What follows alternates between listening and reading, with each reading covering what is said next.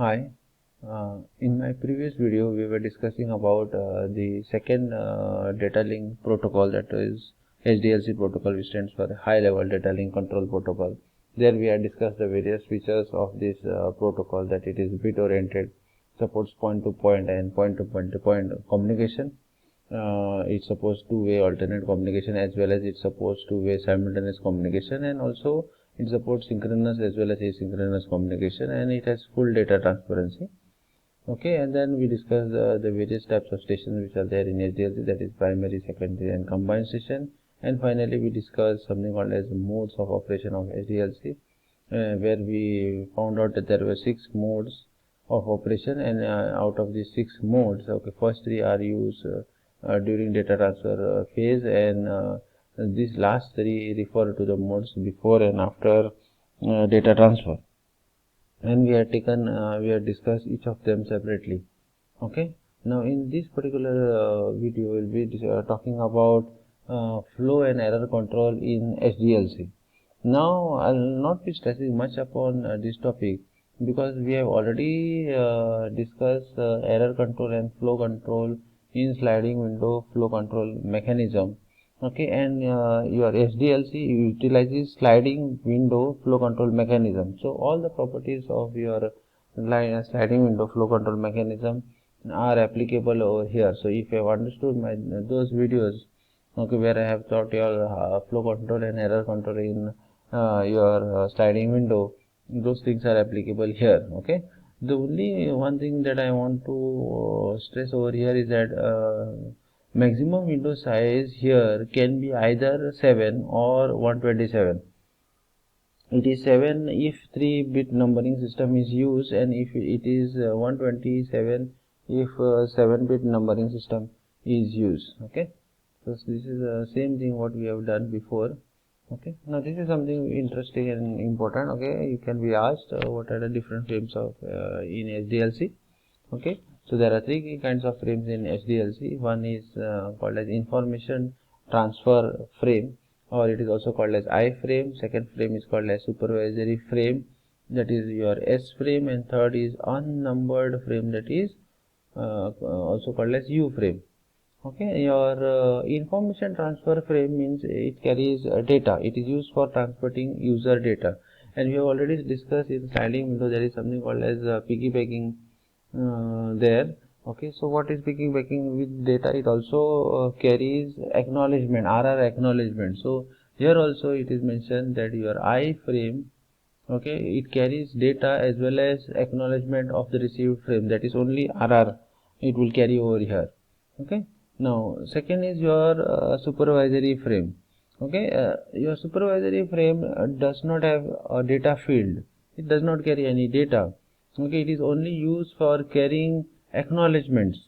Okay, acknowledgements and requests for retransmission, that is your RR. It will carry RNR, and it will carry reject and select a reject and all those things. Okay, now the last one is unnumbered frames, okay, or also called as U frame.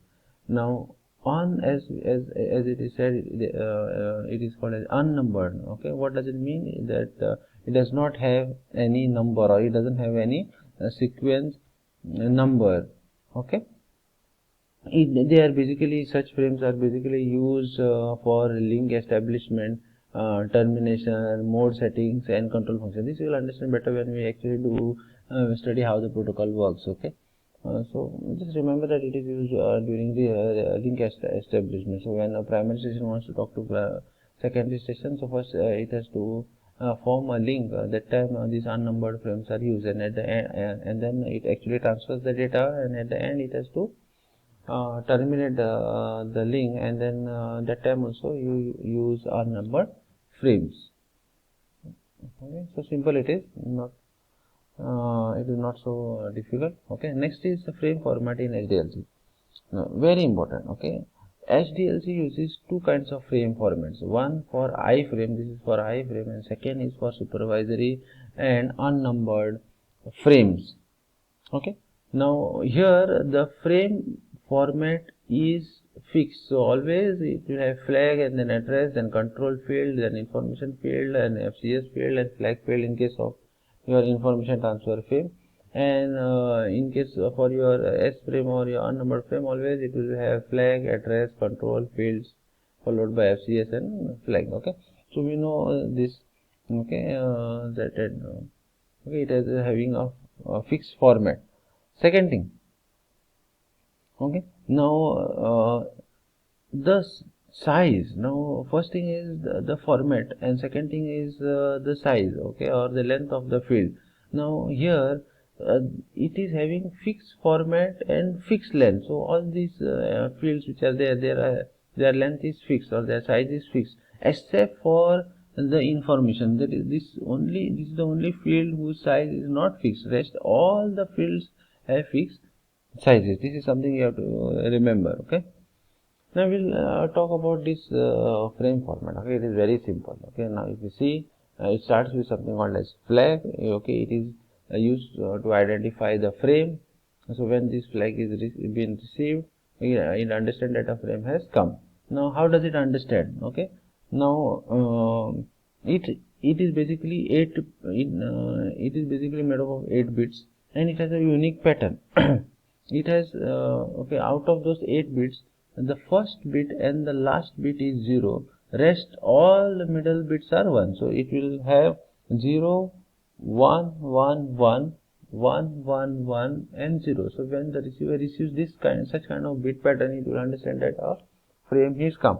Okay, now it is there in both the frames. It is there in I frame as well as it is there in your S frame or a number frame.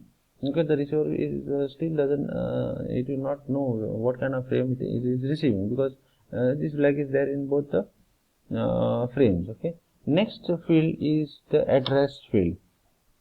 Now this is very important. Okay, the address field always contains the address of the secondary station, whether the frame is sent by the primary station or the secondary station. Okay, now this address field basically is of 8 bits.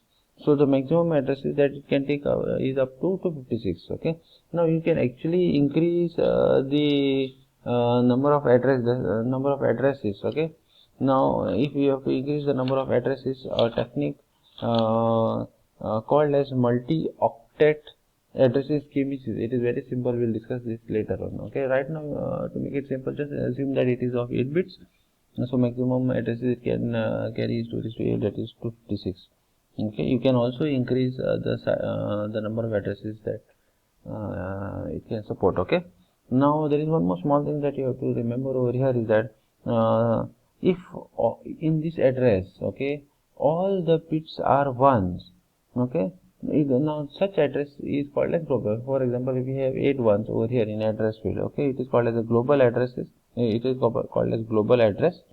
It addresses all the secondary stations simultaneously. So it is very simple. Okay, we have so address field is of 8 bits.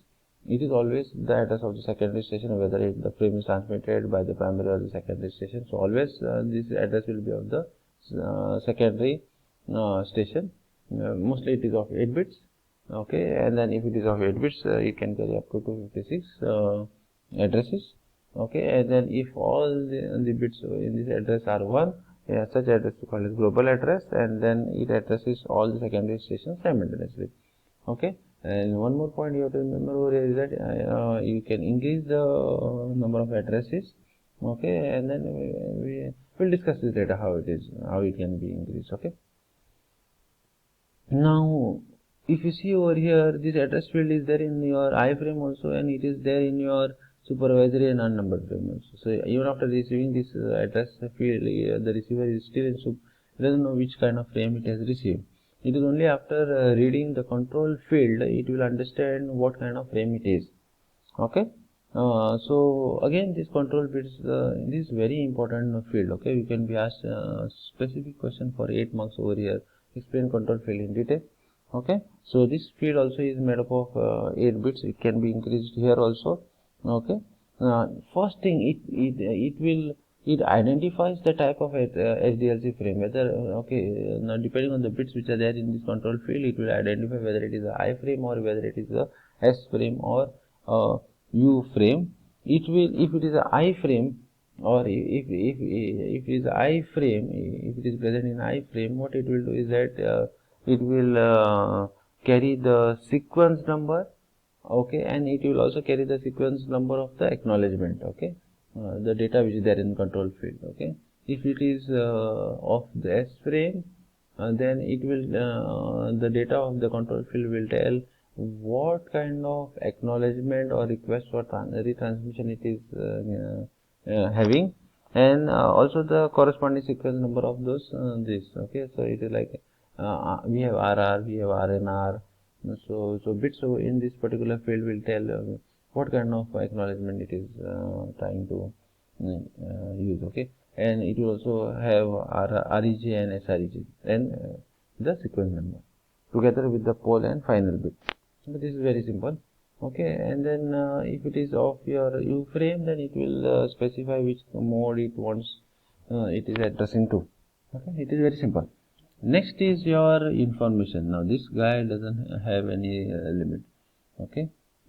So this is the only field in SDLC frame format where there is no limit, then the size is not fixed over there, okay.